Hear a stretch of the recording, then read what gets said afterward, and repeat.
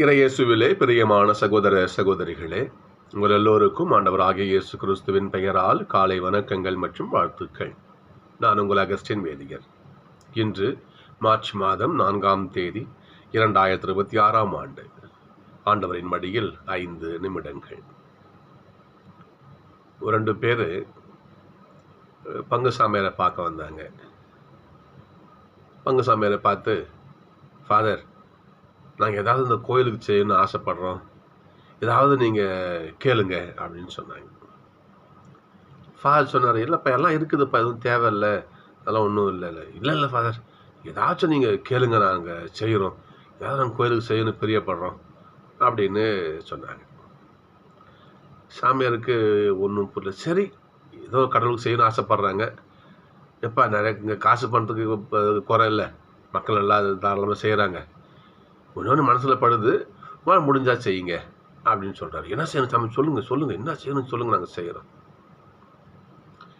நம்ம கோயில் வளாகத்தில் மிகப்பெரிய 2 சிலுவை வைக்கணும்னு ஆசைப்படுறேன், பெரிய சிலுவை மரம் வைக்கணும்னு ஆசைப்படுறேன், உங்களால் முடிஞ்சா ஒரு பெரிய சிலுவை செஞ்சு எடுத்துன்னு வந்து கொடுங்களேன், நம்ம கோயில் வளாகத்தில் வைப்போமே அப்படின்னு சொல்கிறேன்.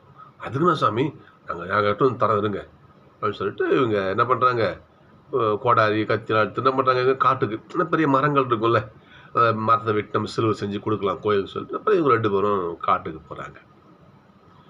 போயிட்டுலாம் மரங்களை தேடுறாங்க. நேராக இருக்கணும்ல, வளவு இல்லாமல் நேராக எல்லாம் மரம் இருக்கணும்ல, தேடுறாங்க. நல்ல மரம் அவங்களுக்கு 2 மரம் அவங்க கண்ணில் படுது. என்ன பண்ணுறாங்க, வெட்டி மிகப்பெரிய சிலுவை வெட்டி அழகாக சூப்பராக சிலுவையெல்லாம் செஞ்சு என்ன பண்ணுறாங்க, கோயிலுக்கு கொண்டு வர, காட்டில் போய் கோயிலுக்கு கொண்டு வரணும்ல, பச்சை மரங்கள் வெயிட் இருக்கும், வச்சு பாருங்கள், நல்லா வெயிட்டு. 2 பேர் என்ன பண்ணுறாங்க, எப்படியோ கஷ்டப்பட்டு அதை தரம் இழுத்துனா என்ன பண்ணுறாங்க, வராங்க. ஒருத்தவன் பார்க்குறான், அவனுக்கு வெயிட் ரொம்ப ஓவர் வெயிட்டாக போச்சு, என்னடா பண்ணுறது, இவ்வளோ வெயிட் ஆகாத மரம் சொல்லிட்டு என்ன பண்ணுறான், கொஞ்சம் சைஸை கொஞ்சம் கழித்து விட்டுக்கிறான், கொஞ்சம் கழித்து விட்டுட்டு தூக்கிட்டு போகிறான். கொஞ்சம் தூரம் போகிறான், இன்னும் கொஞ்சம் வெயிட்டாகவே தோணுது அவனுக்கு, இன்னும் கொஞ்சம் கழிச்சிக்கிறான், சிலுவையோட உயரத்தை குறைச்சிட்றான் போகிறான். இன்னொருத்தவன் என்ன பண்ணுறான், அது வெயிட்னாலும் பரவாயில்ல, அது மண்ணில் போட்டு தரன்னு அவன் இழுத்துட்டாவது என்ன பண்ணுறான், அந்த சிலுவை இழுத்துட்டு அவன் கோயிலுக்கு போகிறான். போகின்ற வழியில் சின்ன ஒரு சிற்று ஆறு, ஒரு சின்ன ஒரு கால்வாய் போகுது, காடுகளில் எதாவது இருக்கும் இல்லையா, கால்வாய் போகுது, அதை தாண்டி போகணும். எப்படி போகிறது,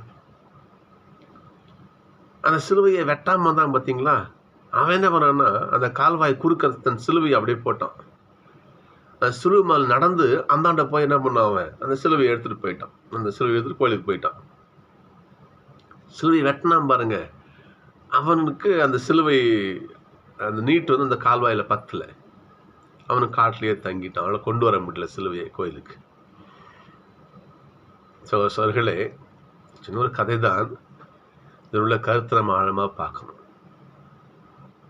கடவுளுக்கான பாதை, கடவுளுக்கான வாழ்க்கை, கடவுளுக்கான பணி என்பது கடினமாக தான் இருக்கும், சிலுவை கொஞ்சம் பாரமாக தான் இருக்கும். அதை நீ ஏற்றுக்கொண்டால் அந்த சிலுவையாலேயே நமக்கு மீட்பு உண்டு. சிலுவை வெட்டாமல் போனான் பார்த்தீங்களா, அந்த சிலுவை அவனை காபந்து பண்ணியே தான் அவன் கோயிலுக்கு போய் சேர்ந்தான், ஆண்டோட இடத்துக்கு போய் சேர்ந்தான். அவன் வர வழியில் சிலுவை பாரமாக தெரிஞ்சிச்சு, அதை கழித்து கொண்டே வந்தான், அதனால் கோயிலுக்கு போய் சேர முடியல. ஆண்டவர் சொல்லுவார், என்னை பின்பற்றவரும் விரும்பும் யாரும் தன் சிலுவையை சுமந்து கொண்டு பின்வரட்டும், இடுக்கமான வாயில் வழியே நுழையுங்கள். இதில் ஆண்டோட வார்த்தை. கடவுளுக்கான பாதை இடுக்கமாக தான் இருக்கும், கஷ்டமாக தான் இருக்கும். அதை எவன் ஆண்டவருக்காக பொறுத்து கொண்டு கடவுளுக்கான பாதையிலே பயணிக்கிறானோ அவனுக்குத்தான் அந்த வாழ்வால், அந்த சிலுவையால், அந்த ஆண்டவர் இயேசுவால் மீட்பு உண்டு. முதல் வாசகம் பாருங்க பார்ப்போம். எரேமியா ஆண்டவர்கிட்ட முறையிடுறாரு பாருங்க பார்ப்போம். ஆண்டவரே, என்னை கவனியும், என் எதிரிகள் சொல்வதை கேளும், நன்மைக்கு கைமாறு தீமையா, என் உயிரை பறிக்க என் உயிரை போக குழி பறிக்கிறார்கள். யோசிச்சு பாருங்க பார்ப்போம். எரேமியா கடவுளுடைய பிள்ளை, கடவுளுக்காக வாழ்கின்றவர். அவர் உயிரை பறிக்க குழி பறிக்கிறார்கள். நடக்கும். கடவுளுடைய பாதை வெல்வெட்டு பாதை கிடையாது. புரிஞ்சுக்கணும் அதை. நாம் யாரோட எடுத்துக்கங்க பார்ப்போம். ஏசப்பாவே எடுத்துக்கங்களேன். பெரிய வெள்ளிக்கு முன்பாக ஓசானா ஓசானா என்று பாடிய அதே யூத கூட்டம் பிலாத்து அரண்மனையிலே ஒழிக ஒழிக என்று கத்தியது. ஆண்டவர் ஏற்றுக்கொண்டார். அந்த கூட்டம் அவரை சிலுவையிலே தொங்க விட்டது. ஆண்டவர் ஏற்றுக்கொண்டார். கடவுளுக்கான பாதை கஷ்டமான பாதை தான். ஆனால் அந்த நெருக்கடியில் நம்முடைய குரல் யார் நோக்கி இருக்கணும்? தாவீதை பாருங்க. தன் சொந்த மகன் அப்சலோமாக அவருக்கு பிரச்சனை. சொந்த பிள்ளைய கொலை பண்ணத்தான தாவீது. யார்கிட்ட அடைக்கலம் போறாரு பாருங்க பார்ப்போம். ஆண்டவர்கிட்ட. இல்லையா? எதையுமே தானியலை பாருங்க. நெருப்புல தூக்கி போறாங்க. தானியலை உதவி எங்கிருந்து வந்தது? திருப்பாடல் தானே. எல்லாம் எதிரிகள் என்ன நிற்கிறாங்க. எனக்கு எங்கிருந்து உதவி வரும்? எல்லாம் ஆண்டோட வரும். திருப்பாடல் வாசிக்கிறோம் இல்லையா? மக்க பெயர்ல பாருங்க. 7 அந்த ஒரு பெண்ணுடைய 7 பிள்ளைகளுக்கு நெருப்புல போடுறான் ராஜா. கடவுள் மீட்கிறார். சோழர்களே, ஆண்டவருக்கான பாதை வெல்வெட்டு பாதை கிடையாது. முள் பாதை தான். முள் பாதை தான். துன்பம் தான் இருக்கும். அதை எவன் நம்பிக்கையோடு கடந்து செல்கிறானோ, அந்த பாதையில் பின் வாங்காமல் கடக்கிறானோ, அவனுக்கு ஆண்டவருடைய துணை உண்டு. பவுல் சொல்லுவார், கப்பல் சிதைவில் சிக்கணும், குடூர்ல கஷ்டப்பட்டோம், சவுக்கடி வாங்கணும், எனக்கு படுற கஷ்டமே கிடையாது. ஆனால் எல்லா இன்னல்களிலும் கடவுள் எங்களோடு கூட இருந்தார் பவுல் சொல்லுவார். சகோதரர்களே, மீண்டுமாக சொல்லுகிறேன், கடவுளுக்கான பாதை வெல்வெட்டு பாதை கிடையாது. முள் பாதை தான். முள் பாதை தான் அது. நற்செய்தியை பாருங்க பார்ப்போம். என்ன சொல்றது பாருங்க பார்ப்போம். சீடர்களே, திருத்தூதர்களே, நம்ம என்ன பண்ணுவோம்? எருசலேமுக்கு போயிட்டு இருக்கிறோம். அங்கே மானிட மகன் எதிரிகள் கையிலே ஒப்புவிக்கப்படுவார். அவங்க அவர் இழுத்துன்னு போவாங்க. சாட்டையார் அடிப்பாங்க, கொல்லுவாங்க. அது சொல்ற பாருங்க பார்ப்போம். கடவுளுடைய பாதையா தான். கடவுளுடைய பாதையா தான். கொல்லுவார்கள். இறுதியோடு அவன் நம்பிக்கையோடு இருக்கிறானோ அவனே மீட்பினை பெறுவான். இறுதியில் பாருங்க பார்ப்போம். மனித மகன் தொண்டு ஏற்பதற்கு அல்ல, தொண்டு புரிவதற்கே இந்த உலகத்திற்கு வந்தார். அந்த மாதிரி நீங்களும் இருங்க. தொண்டு செய்யுங்க, கஷ்டப்படுங்க, ஆண்டவருக்காக அதை ஏற்றுக்குங்க. உங்களுக்கு நன்மை நடக்கும். சகோதரர்களே, மீண்டுமாக சொல்கிறேன், கடவுளுடைய பாதை வெல்வெட் பாதை கிடையாது.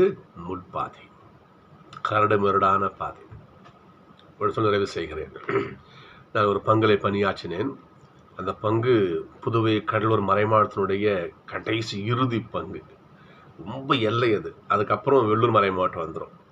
அங்கே நான் பணியாற்றக்கூடிய வாய்ப்பு கிடைத்தது வேதியராக. அது கொஞ்சம் மலை கிராமம் மாதிரி, அது கொஞ்சம் பகுதி அது. அங்கே பணியாற்றினேன் நான். அப்புறம் அங்கே என்ன பண்ணுவோம், ஒரு விழா அப்போ நம்ம சப்ஸ்டேஷன் பூசை வச்சுட்டு வரோம். பக்கத்தில் ஒரு சப்ஸ்டேஷன் திருவிழாங்க. அங்கே வரும்பொழுது ஒரு திருவிழா தேரம் வந்துட்டு நம்மளுக்கு ரொம்ப நேரம் வரும்போது 12 மணி நடுராத்திரி இருக்கும். வந்துட்டு என்னுடைய வேதியருக்கு தங்குகின்ற வீடு மெயின் ரோட்லேயே இருக்குது. அது கொஞ்சம் ஊருக்குள்ளே இருக்குது. ஃபாதர் தங்க அறை வீடு ரொம்ப தள்ளி, அது கோயிலுக்குள்ளே ஸ்கூல் கிரவுண்ட் வராண்டா கொஞ்சம் உள்ளே இருக்குது. அங்கே போயிட்டு ஃபாதரை போய் ட்ராப் பண்ணிட்டு நான் இங்கே வரேன். அப்போ நான் ஃபாதர்கிட்ட கேட்டேன், ஃபாதர் அவர் தனியாக இருக்காரு என் மனுஷன், அது கடவுளுக்கான பார்க்குறேன், ஊழி எப்படி வாழறாங்க பாருங்க, அதான் சொல்லணும். நான் ஃபாதர் இன்னும் தனியாக இருக்குங்களா, கஷ்டமா இல்லையா ஃபாதர் உங்களுக்கு? யாருமே இல்லை, ஒரு தண்ணி கொடுக்க ஆள் கிடையாது, தனியாக அறை வீடு, பங்கு கோயிலுக்கு பின்பக்கம் அந்த வீடு இருக்குது. கேட்டேன். ஃபாதர் சொன்னார், இன்னும் உபதேசம் எப்படி சொல்கிறீங்க, என் கூட ஏஞ்சல் கூட்டமே இருக்குது அப்படின்னு சொன்னார்.